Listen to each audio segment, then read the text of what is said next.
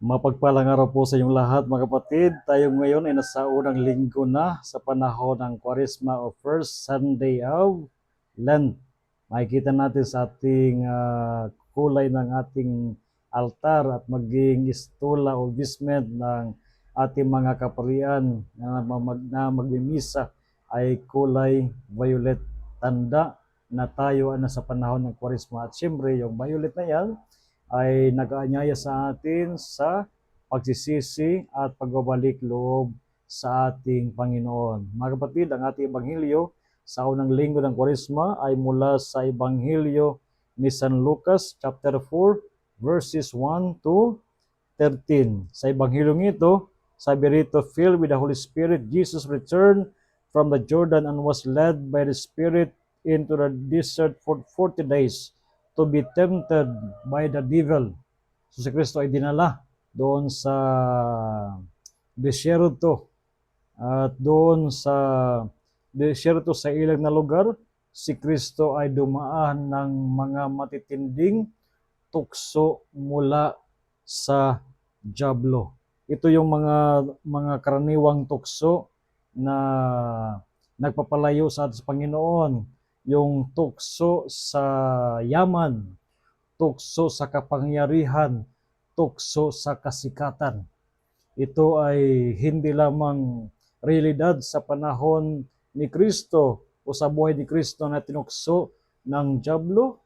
Ito ay realidad din sa buhay natin bilang mga Kristiyano. Ilan sa atin ang laging tinutukso na ibigin ang mga yaman, kung magkaroon ng maraming mga yaman sa mundong ito, at ilang isang tabi ang Diyos sa buhay.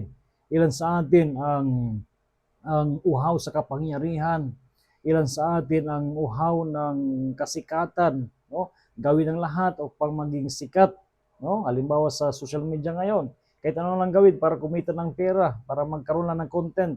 So ito ba ay nakakatulong ba talaga sa atin bilang isang tao at lalo na bilang isang Kristiyano? At naway maging aware tayo sa mga tuksong ito. Ang mga tukso, hindi naman sinasabi sa atin ng masama, ang tukso ang masama, kung ating pinabatulan ang mga tukso na dumarating sa buhay natin sa pagsikristo, ay tinukso rin katulad natin. Ang pagkakaiba ay hindi ni Kristo inayaan na siya ay magkasala, na natili siyang tapat sa kanyang ama. Kaya sa buhay natin, upang mapaglabanan natin ang mga tukso sa buhay, ay magkaroon tayo ng panahon na manalangin sa Panginoon. Let us rely from the strength coming from Jesus sa pamamagitan ng prayer upang sa gayon, anuman ang mga tukso na dala sa buhay natin ay manatiling tayong tapat sa Panginoon.